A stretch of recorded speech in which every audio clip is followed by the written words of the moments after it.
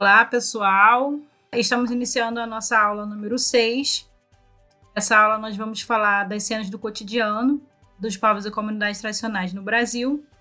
E eu já iniciei com essa imagem que é recente dessa reivindicação, dessa manifestação que foi realizada em Brasília, pelo Marco Temporal. E uma frase de Emília Costa, ela é liderança quilombola. O ecocídio é a destruição da vida e principalmente da nossa memória ancestral. E já no próximo slide a gente vai assistir um vídeo que fala sobre a interferência, né? A interferência dentro das comunidades e o que isso vem acarretando como consequência até os dias atuais. A Rio Santos, ela veio com 2 pacotes. Ela veio com um pacote bom e um pacote ruim. Porque aí melhorou para a gente em questão de comercialização, comércio, transporte, mas começou a especulação imobiliária. Porque até então, quando não tinha, era só a trilha, a gente vivia sossegado.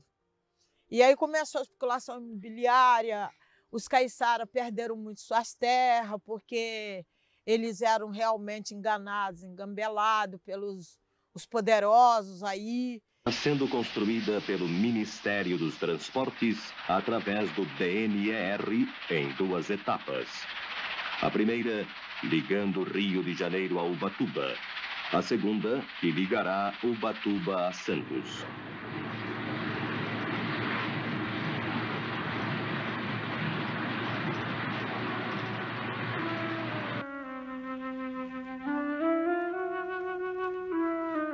Eles compravam lá um quadradinho, no cartório eles colocavam o tamanho que eles queriam, eles não assinavam porque é todos analfabetos, colocavam o dedão lá, acabou. E depois ele pegava o tamanho e foram imprensando, caiçara, foram jogando para o morro, foram pegando a praia. Então, isso aqui na Praia da Fazenda saiu até morte, porque daí invadiram aqui e o pessoal começou a tirar loteamento, né? Então, isso foi ruim. No caso da BR, com isso chega a ocupação imobiliária, venda do território irregular, venda do terreno. Então isso vem chegando, né, para dentro da aldeia. Assistindo esse vídeo a gente consegue já entender, né, na verdade vincular novamente aí esse entendimento dos povos e comunidades tradicionais através das suas comunidades nesse vínculo com o meio ambiente e o quanto a especulação imobiliária, como exemplo, né, já de cara ali, interfere, né, no modo de vida desses povos. Esse documentário que a gente acabou de assistir, um recorte, tem falas muito importantes que vale a pena assistir na íntegra. Até no sentido de quando chegavam pessoas armadas para simplesmente retirá-los do território, né, que até certo momento tudo eles entendiam que era em prol da comunidade, e de repente chegaram pessoas lá dizendo: não, do governo vocês precisam sair, vocês não podem mais pescar, vocês não podem mais fazer roças, não podem mais fazer um tanto de coisa. Então a gente já percebe desde o início da aula que são cenas do cotidiano, ainda são cenas do cotidiano essas violações desses povos. E os povos e comunidades tradicionais são muito importantes nesse repositório da memória e da cultura do país, nessa construção, né? E isso é incontestável. Mas apesar de ser incontestável essa contribuição, tem muito agentes estratégicos de preservação da biodiversidade, né? Desses conhecimentos, né, milenários desses povos e essas populações que acabam beirando ali a exclusão e a falta de reconhecimento no contexto mais amplo da sociedade brasileira. Na verdade, a gente trabalha bastante com a invisibilidade e também com a questão da discriminação, né? Então, a gente percebe um movimento nessas últimas décadas de articulação, de movimento dessas comunidades, mas a gente também percebe que ainda é frequente esse tipo de comportamento. Então, perpassando por situação de até de marginalidade que foi expressada no Código Penal. também é reiterada da falta de acesso das populações ao conjunto de políticas de direitos sociais. Quando fala expressada no Código Penal, a gente pode trazer 2 exemplos. O primeiro deles é a capoeira. Bom, a capoeira ela foi tida dentro do Código Penal como crime, então os capoeiristas eles eram perseguidos em determinado tempo da nossa história, inclusive no pós-abolição. E a gente pode falar de povos de terreiros, o candomblé, né? A gente vai assistir em alguns vídeos no decorrer da aula e tem uma fala que fala sobre isso. Eu quase fui preso porque eu fazia, né? Fala até assim, eu fazia o candomblé, eu quase fui preso. Então, por alguns anos também estava expressada no Código Penal essa prática. Tudo partindo do entendimento de que a sociedade tinha um padrão que deveria ser seguido e qualquer padrão que não segue, né, que não seguia, se a gente for trazer para a atualidade, não segue também, né, esse padrão é tido como errado. Então, hoje tem muitas políticas públicas, né, e alguns direitos que essas pessoas precisam estar cientes de que possuem, que são detentoras. Mas quando a gente fala dessa questão da marginalidade, né, expressada no Código Penal, a gente pode pensar nesses 2 exemplos. E, contudo, de nada adianta a existência de uma política específica que reconheça o direito da existência e a cidadania dessas comunidades se a mesma não se efetivar por meio de legitimação de sua importância por parte dos técnicos que executam as políticas públicas estratégicas para a salvaguarda dos direitos sociais. Conforme destaca José Carlos dos Anjos, no país ocorre a produção de uma invisibilidade dos referidos povos, que restaura constantemente o colonialismo, né, como um passado persistente que atua sobre os corpos quilombolas, os corpos indígenas e de outras comunidades, privilegiando alianças de poderes estatais latifundiários desses povos. Já no próximo slide, a gente vai assistir mais um vídeo. Essa aula a gente vai assistir bastante recortes que fala realmente da vivência desses povos nessas cenas desses cotidianos, para a gente entender o quão é importante essa acolhida. Da Independência em Paraty, durante o encontro de saúde e agroecologia, diálogos e convergências. E eu queria fazer uma pergunta sobre uma sedução. A gente está falando aqui de povos tradicionais, até para todos pensarem um pouco nisso junto comigo. Há uma sedução muito grande da tecnologia, do modo de vida de consumo, do modo de vida urbano, que acaba atraindo muitas vezes, especialmente a juventude. Como é que se lida com isso? Como é que os povos lidam com isso? É um desafio, sobretudo para a juventude, né? Não só para a juventude indígena, mas para toda a juventude do meio rural, enfrentar essas questões que permeiam, não só a questão do acesso à tecnologia, que tem suas benesses, mas também o desafio da atividade do meio rural ser passada como um ambiente atrasado, um ambiente inóspito, que o jovem tem que ir para a cidade para adquirir cidadania, sabe? Isso nas aldeias, nos quilombos. Esse fato dessa dissipação da juventude saindo do meio rural para ir para a cidade termina superlotando as periferias das cidades, sem oportunidade de renda, sem oportunidade de trabalho, e enfraquece muito as culturas e os valores que são executados no meio rural, nas comunidades. O que você acha? Então, hoje em dia a gente tem pensado muito na questão da formação da juventude, né, dentro do movimento social do Fórum de Comunidades Tradicionais de Angra, Paraty e Ubatuba. E uma dessas formações é a formação em comunicação, justamente para essa juventude também se empoderar, porque teoricamente a gente consegue lidar melhor com esse processo da tecnologia, né? Então a gente entrou nesse meio, nasceu nesse meio, né, das tecnologias, e é um instrumento de luta também da juventude para outras juventudes e, enfim, para outros povos e outras pessoas, né, para conhecerem um pouco mais da nossa realidade. Você percebe isso, Ivanildes, na aldeia Guarani? Muitas vezes os jovens achando que sair pode ser melhor para eles? Bom, eu acho que assim, até essa parte de sair das suas aldeias, como na aldeia indígena Guarani, a gente tem os pajé, né, que são as pessoas, os mais velhos, que nos orientam bastante, né, e a gente somos bem assim, um povo de religiosidade, né. Então, a gente acredita muito nesses espíritos ancestrais e no espírito da natureza. Então, eu acho que isso faz com que a gente também tenha essa segurança de não sair muito da aldeia, né? Mas é claro que tem os jovens que saem para a faculdade, que vai para a rua, para a cidade, né, para estudar. Isso a gente também orienta bastante para que eles possam nunca deixar, né, nunca esquecer da sua raiz, de onde que ele vem, né, de onde que ele está indo. Então, isso eu acho que fortalece bastante o nosso convívio. Então, sempre que a gente tem essa oportunidade de estar saindo para alguma coisa que possa ajudar a nossa comunidade, que possa ajudar o nosso povo, é sempre apoiado pelos mais velhos, mas não nessa questão de estar saindo para si próprio, né? Então, isso a gente sempre é bem orientado mesmo pelos mais velhos. Isso é um exemplo disso. Você saiu para estudar e voltou para trabalhar, para continuar a resistência no Quilombo. Sim, eu acho que as pessoas pensam, de certa forma, que os tradicionais, os povos tradicionais, não podem ter acesso a esses meios de comunicação. Eu acho que a gente tem que se empoderar, sim, né? Não é porque a gente carrega a nossa cultura, a nossa tradição, que a gente tem que ficar sem saber a internet. E outra questão também foi que muitos veio pesquisar. A pesquisa entrou dentro da universidade. A gente ganhou espaço dentro da universidade. Então, quando nós fomos 4 no Quilombo, né? 4 quilombolas fizeram licenciatura, educação do campo. Agora tem mais, tem indígena, tem quilombolas, tem caiçaras. Então, a gente tem que se apoderar desses saberes.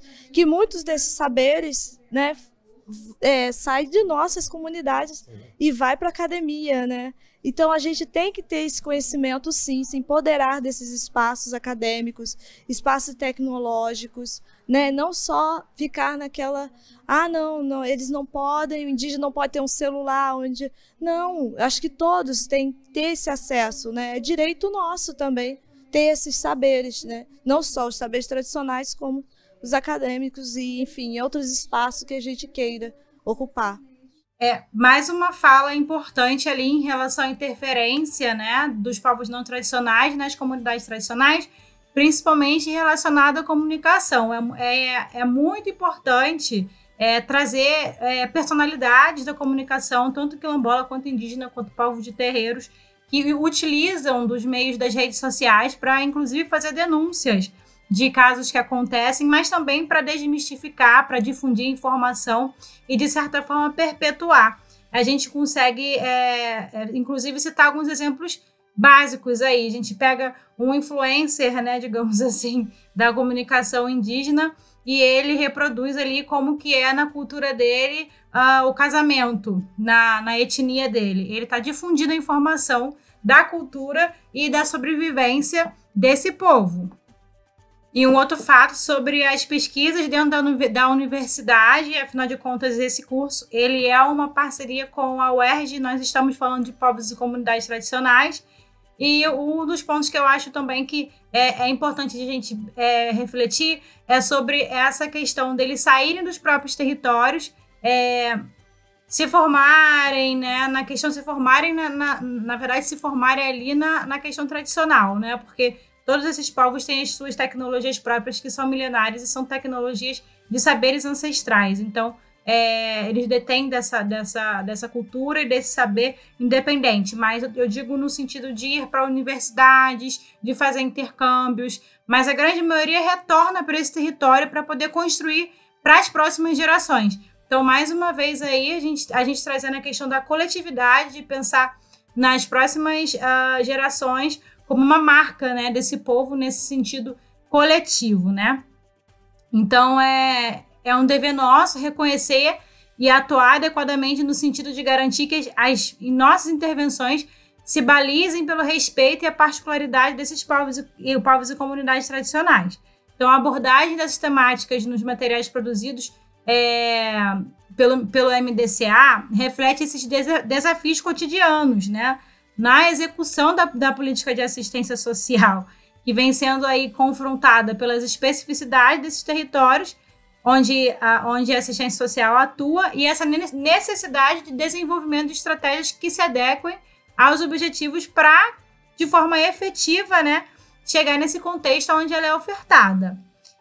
Então, esse olhar atento e, principalmente, esse entendimento desses aspectos se dá à medida em que a meta dessa universalização da cobertura dos CRAs, digamos assim, né, para ele se tornar uma realidade, para essa universalização se tornar uma realidade.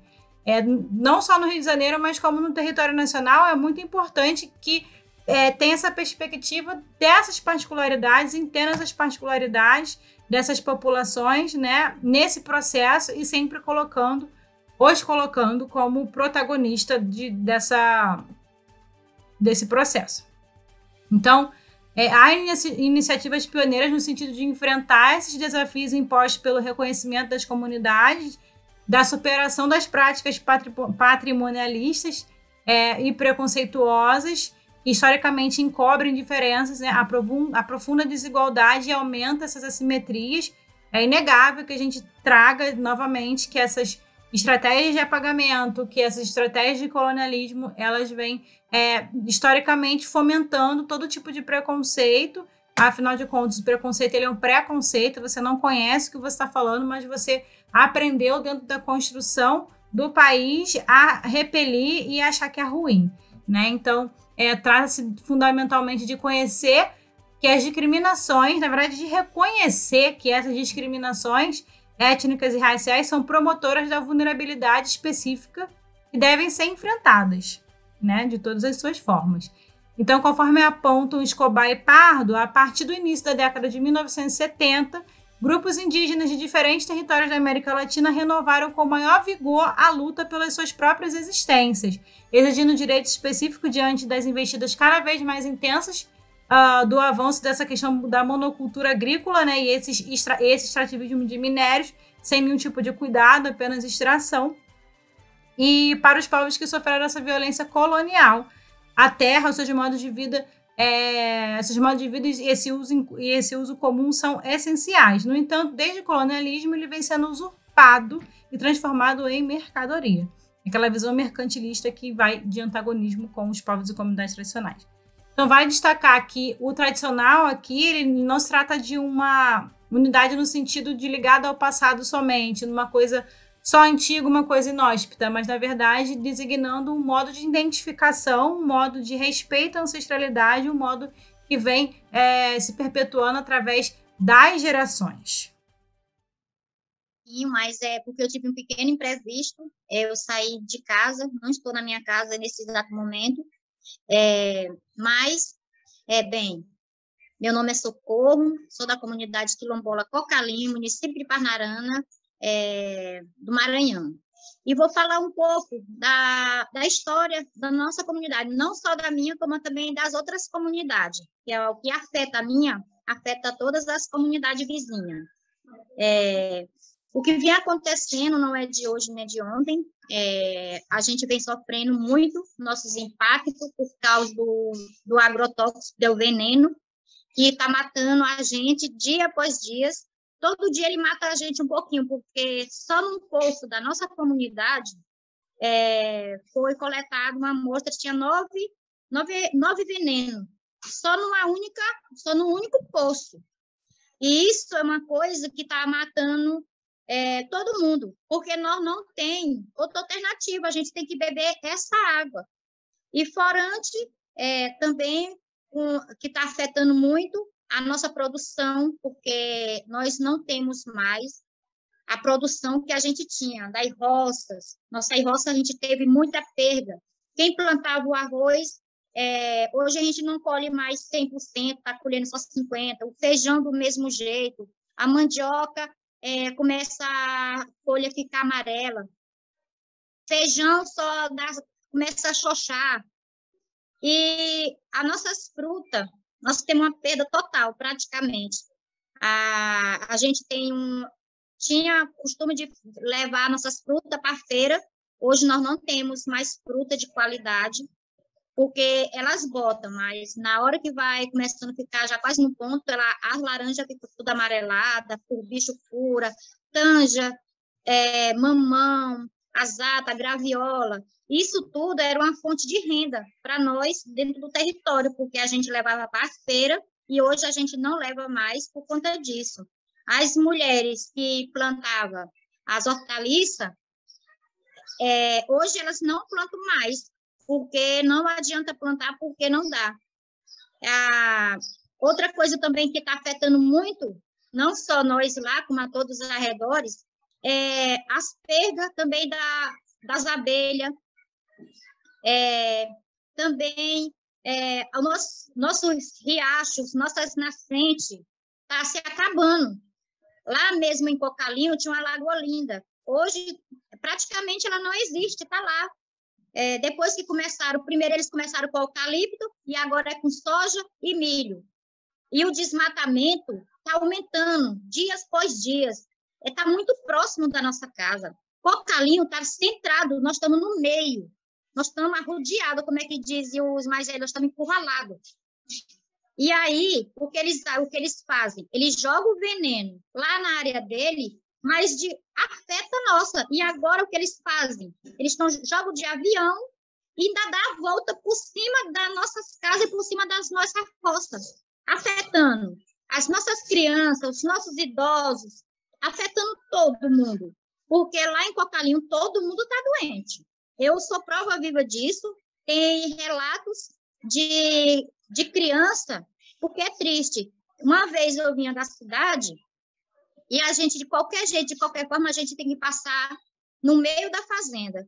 Nesse dia, a gente vinha no carro de linha, vinha uma grávida, vinha 4 idosos e muita criança. E o rapaz que estava aplicando naqueles gafanhotos, ele não teve nenhuma dó e nem piedade, passou por cima da gente, a gente pegou uma chuva de veneno. Daquele dia em diante, a grávida, ela teve a criança, mas geralmente ela começou a sentir muita tontura, muita dor de cabeça, e agora mesmo, no mês passado, ela passou quase um mês com a criança internada. E o pior, que os médicos, eles não dizem exatamente, dão um laudo para dizer o que realmente aquela criança tem. Mas eu tenho certeza que foi por causa de veneno. E uma coisa, se a gente está tomando aquela água, a gente está se envenenando todo dia. E lá na comunidade, quase todo mundo está lastrado de uma coceira. Ele começa uns carocinhos com aquele que toma o corpo todo. Tem crianças lá, tem um jovem, e as mãos estão todas cheias de caroço. Lá tem relatos de pessoas que estão sentindo muitas coceiras no olho, está sentindo enjoo, dor de cabeça, tontura, ânsia de vômito, e tudo isso. Tem um idoso que faz dias que ele está doente. Já andaram com ele para vários lugares, só que ele não melhora. E o médico nunca diz realmente o que ele tem, nunca dá um laudo certo. Eu tenho uma companheira que anda sempre comigo, a Raimunda Nonata. Uma vez ela estava passando na estrada e eles estavam jogando lá, fazendo trabalhos dele. E aquela poeira veio para o lado dela e caiu um cisco no olho dela de veneno. Ela quase perde o olho. Aí ela foi lá em Caxias, tem Caxias e Teresina, que é mais próximo. Quando ela chegou lá, o médico tirou. Só que agora ela está com um problema a mais, que o olho dela está inchando, agora é os dois, e tem muita coceira, e ela sente também tem muita coceira no olho, no corpo todo, sente muita dor de cabeça, e lá é quase todo mundo, gente. Lá é uma situação lamentável. Quando a gente vai pescar, quando a gente pega aqueles peixes, tem uns peixes que já vêm contaminados, porque quando chove, as águas arrasta para dentro do açude, onde a gente pesca. Muitas vezes, quando a gente vai pescar, que pega aquele peixe, ele vem cheio de caroço, uns carocinhos. Muitas vezes, quando a gente sai lá de dentro, não é todo mundo, mas tem umas que quando sai lá de dentro, já sai toda empolada. E a água fica aquela nata por cima, fica aquela coisa mais preta, uma amarela. Tem tempo que ela está de um jeito, a água, tem outro tempo que ela está de outro. E isso tudo a gente não pode nem dizer eu não vou pescar, porque muita gente precisa do peixe para sobreviver. Nossos babaçoais estão acabando também. Os fazendeiros estão acabando com onde a gente pega os cocos. E lá o mais grave mesmo é essa o que eles estão fazendo agora. Teve uns dias atrás, esses dias não, eles não estão, que eles estão colhendo, fazendo a coleta da soja. Mas teve uns dias que o veneno estava demais. Era todo dia nós pegávamos chuva de veneno. É uma situação triste, e o pior que a gente, quando vai para os postos, eles nunca dizem que é por causa disso.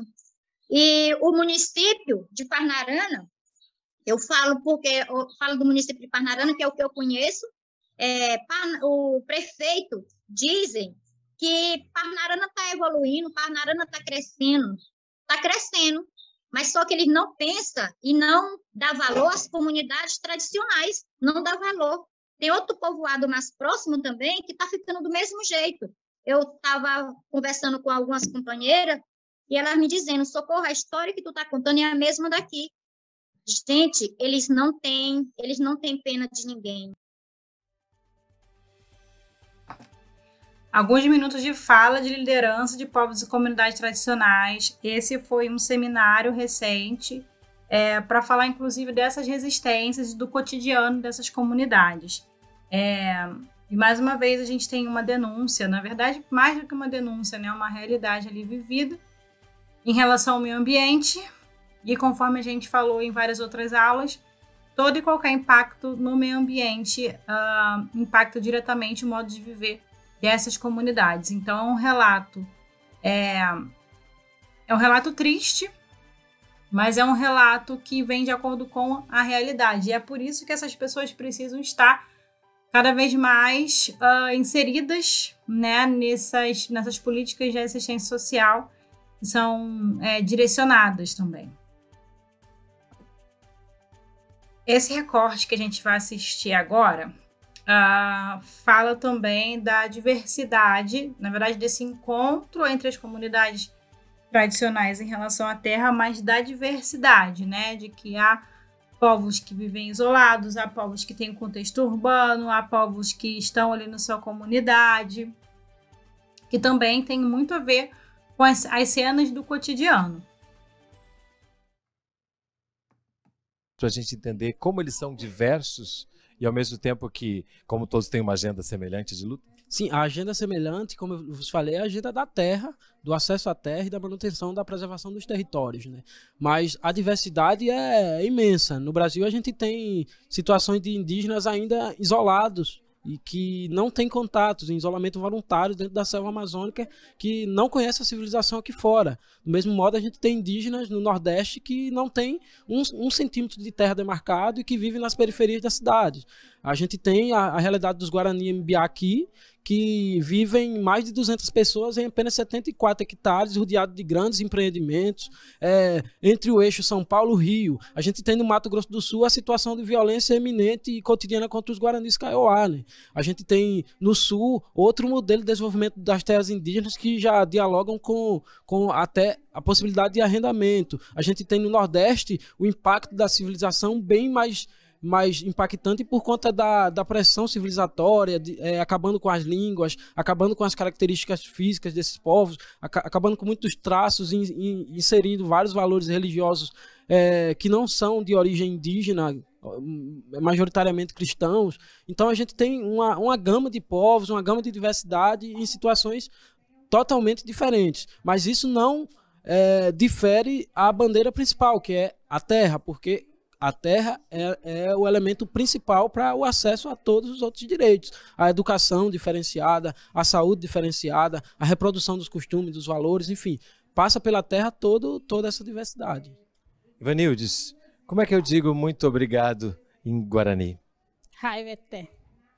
E por falar em cotidiano, uma questão muito forte também, até os dias atuais, é o garimpo ilegal, é a invasão. E essas questões também junto ao meio ambiente.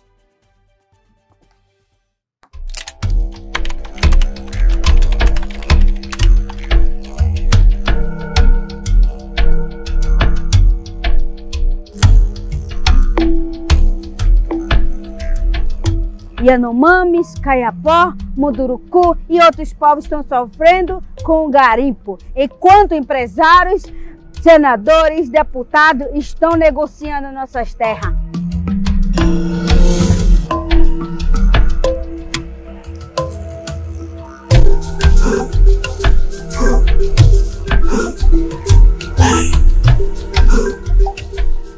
Esse aqui é um símbolo. É o que o povo está bebendo água de lama. O sangue é quando as crianças choram não poder comer mais peixe. É quando as mulheres choram quando perdem filhos. Quando o marido perde a mulher.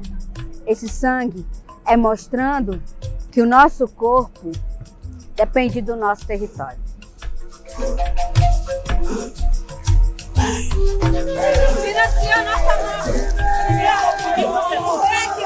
O indígena, ele precisa da sua casa em pé.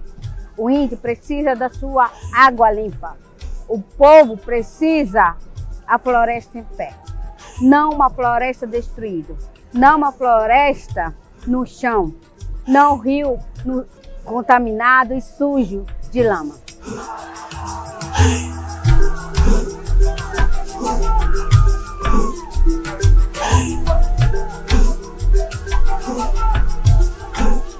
O garimpo mata.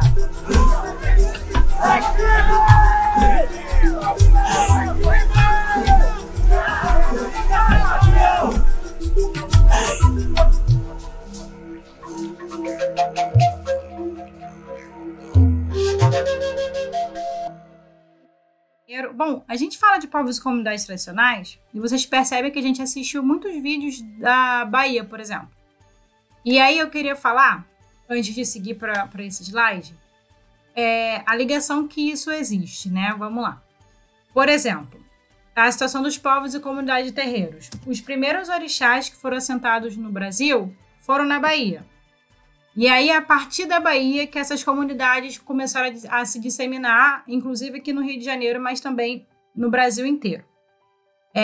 A gente falou também dos calungas, que são referências aí das comunidades tradicionais quilombolas. E é notável a fala no sentido inclusive do Cerrado, que a gente acabou de ouvir. Uma fala de, se impacta a minha comunidade, impacta todas as comunidades, porque nós somos um coletivo. Então, apesar de territorialmente, na condição que a gente entende hoje o país, ser territórios diferentes, em determinado momento eram todos um povo só. Então, nós estamos interligados, não só por essa questão, mas por outras várias, né, de descendência e de sobrevivência. Então, eu só queria deixar um adendo sobre isso, que é impossível falar de povos e comunidades tradicionais utilizando apenas um único território, né? A gente consegue perceber que o território, na nossa concepção geográfica, é uma coisa, mas na prática, em relação aos povos e comunidades tradicionais, ela é muito diferente, ela foge do senso comum. Mas, falando do estado do Rio de Janeiro, saiu os dados do IBGE, né? E aí nós temos mais de 20 mil quilombolas, né, apontados pelo IBGE, registrados. E aí a maior população quilombola está no município de Cabo Frio, na região dos lagos. Na região dos lagos são em torno de 10 cidades. Alguns quilombos estão muito ativos, na verdade perpetuando ali, valorizando a própria cultura, mas outros já estão entrando num contexto mais urbano. E isso tem muito a ver também com as interferências. Então o estado do Rio de Janeiro ele concentra 20.344 da população quilombola do país, isso é um número muito expressivo. Os números são do Instituto Brasileiro de Geografia e Estatística, né, o IBGE, que divulgou esse censo, né, de 2022. E referente ao grupo na verdade, isso é referente ao grupo do Brasil. Aqui em São Pedro da Aldeia, que é a cidade onde eu moro, nessa última pesquisa do IBGE, estavam em torno de 148 indígenas autodeclarados. E isso foi assim um impacto para todo mundo quando perceberam, passou na televisão e tudo, e aí foi assim, nossa, aqui tem indígena, veja, São Pedro da Aldeia, aqui já era um aldeamento com mais de 25 mil indígenas, e mesmo assim nessa questão do mapeamento ainda é uma surpresa ali. Então a gente tem essa questão quilombola aqui na costa, né, no litoral, aqui Cabo Frio é aqui do lado, né, faz divisa com São Pedro da Aldeia, e realmente há muitos quilombos ali.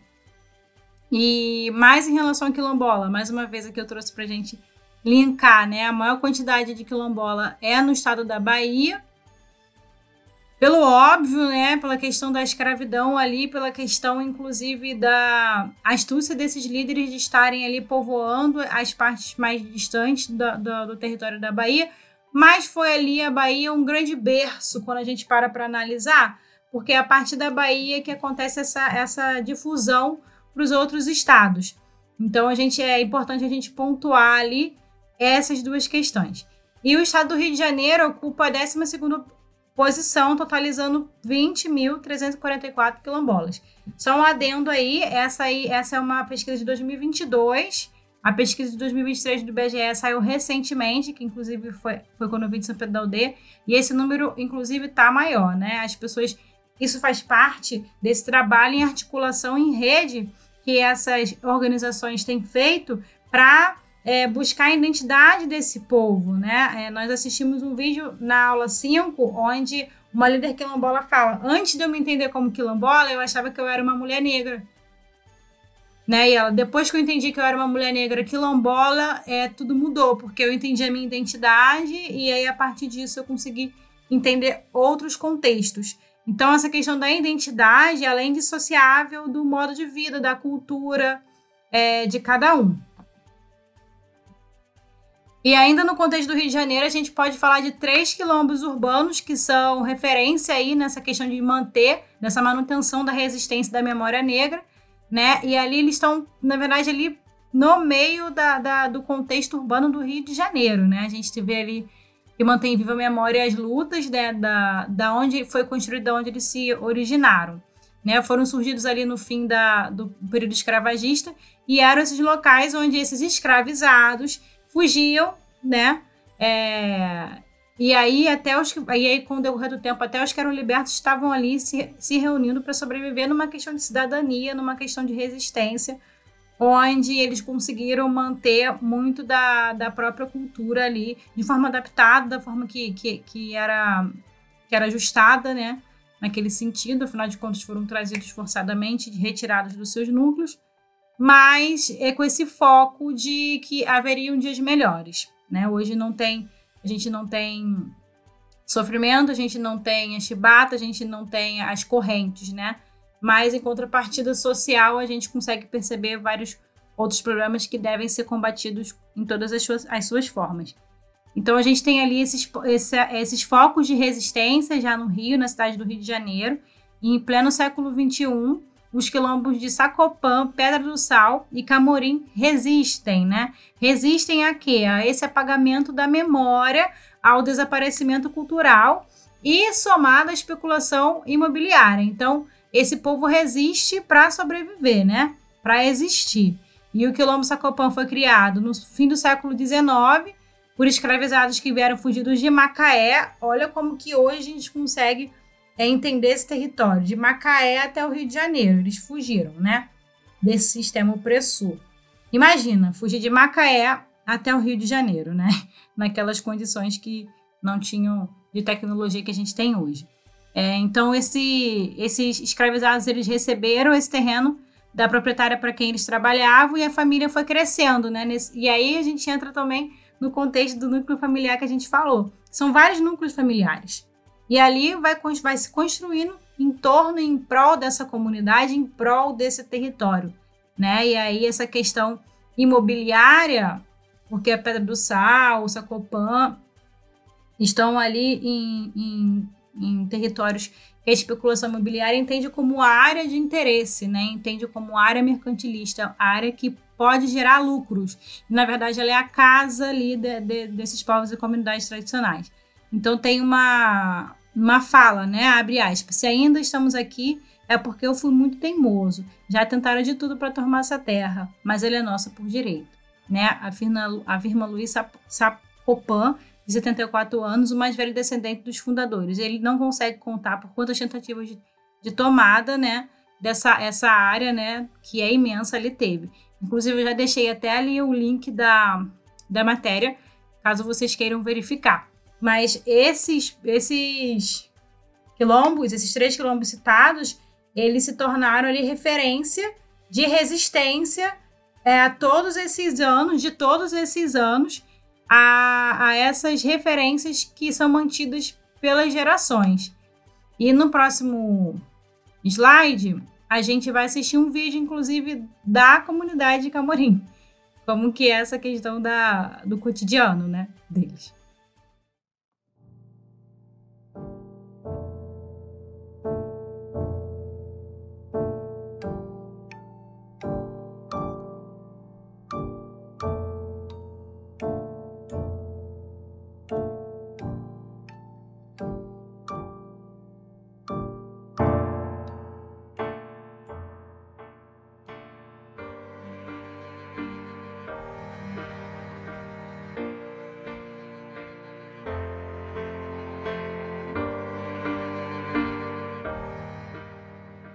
Nós estamos dentro de uma entrada oficial do Parque Estadual Maciço da Pedra Branca, como era aqui o Quilombo do Camorim, onde os negros fugiram, foi por aqui que tudo começou. Antes de virar parque, em 1974, já existia o povo africano dentro dessa floresta. Então ele passou a ser parque. Toda essa base ligada a nossos ancestrais, todo esse maciço era englobado e era o território deles, na verdade. Então, onde eles tiveram a primeira fuga, permaneceram nessa gruta por um bom tempo. Então, eles viviam da caça, da pesca e, às vezes, até mesmo saquear o próprio engenho para eles poderem ter mais alimentação e buscar também outros escravos que estavam ali para subir com eles aqui para o quilombo.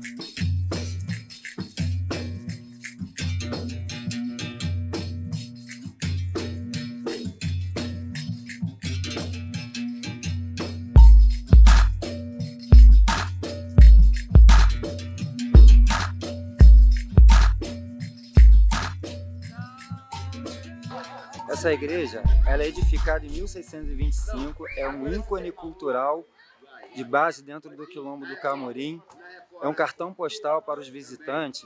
A importância para nós ela é muito grande e hoje nós conseguimos, né, essa parceria até com a igreja de servir nossas feijoadas de eventos, né, o anexo da igreja, e é onde nós realizamos toda a parte de tradição, com a roda de jongo, capoeira, sempre aqui em frente, nesse solo aqui sagrado.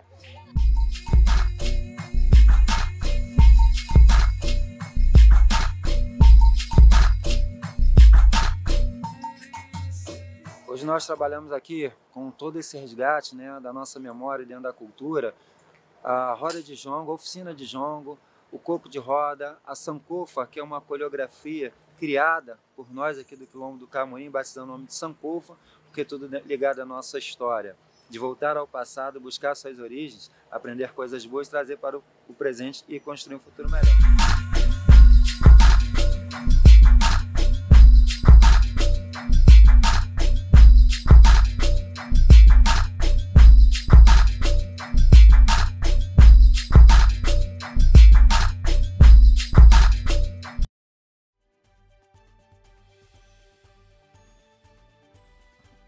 Bom, pessoal, já caminhando aí para o final, eu trouxe esse último recorte aí do documentário Brasil Tupinambá para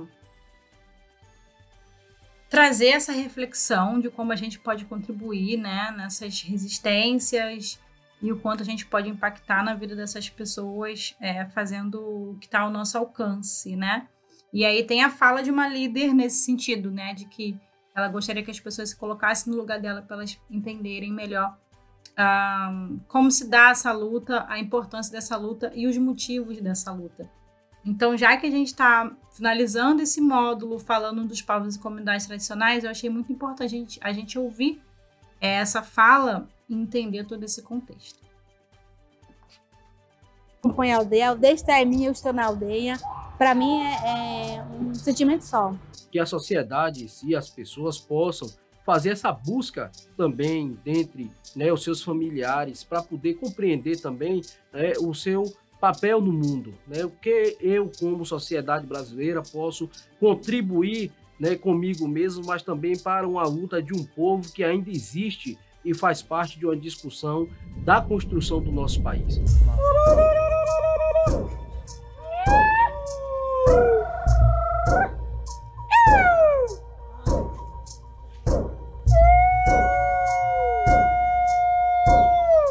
Eu queria mandar uma mensagem para as pessoas que estão nos vendo, né?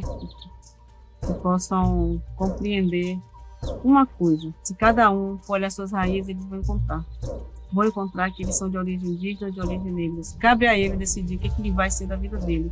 Se ele vai abraçar uma bandeira ou outra, uma causa ou outra, mas sabendo que todas elas vão levar a um lugar só, que é a terra. Né? A terra é um bem maior, um bem para todos. E queria que as pessoas, quando tivessem essa consciência de que esse país, nessa violência, juntou muitas nações, né? Eu queria que eles olhassem para trás, buscassem essa ancestralidade deles, para saber essas raízes. Só assim eles vão conseguir me compreender. E no dia que cada um buscar suas raízes, vai compreender que ele, ou ele é índio, ou ele é negro, ele não pode me discriminar. E que ele pode olhar para mim como se fosse um espelho. Eu queria muito ainda poder que esse país pudesse se olhar no outro e se reconhecer no outro.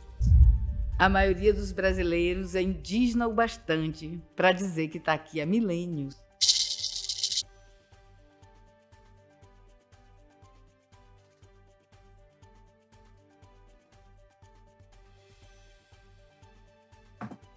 Essa fala muito reflexiva, né, de que ela gostaria que as pessoas se colocassem no lugar ali, né, dessa questão ancestral para entender como que é a luta e por que é a luta. E eu queria deixar vocês reflexivos com essa fala para entender no cotidiano de vocês como que isso pode ser trabalhado, de que forma isso pode ser trabalhado nessa busca. Eu sei que nós fomos, inclusive, ensinados a não buscar a nossa ancestralidade e entender que é uma coisa que ficou no passado, mas, na verdade, não. Tem uma fala do historiador Pierre, que é um historiador que eu admiro muito, que ele fala: se a gente não sabe de onde a gente veio, a gente não sabe para onde a gente vai. Né? E quando a gente percebe isso, a gente entende isso, a gente busca as nossas essências e as nossas raízes. Afinal de contas, a árvore ela pode ser a mais alta que for, né? Mas ela precisa de uma raiz forte, e a raiz forte nesse sentido são as questões dos nossos ancestrais, né? Eu sou filha de remanescente de Quilombo e sou filha de descendente de Tupinambá, então é muito necessário que eu fale isso para vocês, para a gente entender o nosso lugar e o nosso propósito. Espero que eu tenha colaborado e contribuído, né, na verdade, ali com um pouco mais desse conhecimento. Estou deixando aqui o meu contato, esse é meu e-mail, pode me mandar o e-mail. E as minhas redes sociais, que é onde eu trabalho toda essa questão de difundir informação, de desmistificar, né, esse trabalho dos povos e comunidades de terreiros através do ponto de cultura e ponto de memória, ao qual eu sou coordenadora. Então foi um prazer estar com vocês nesse módulo 4, nessas 6 aulas, e espero que a gente possa impactar cada vez mais para um mundo melhor. Até a próxima!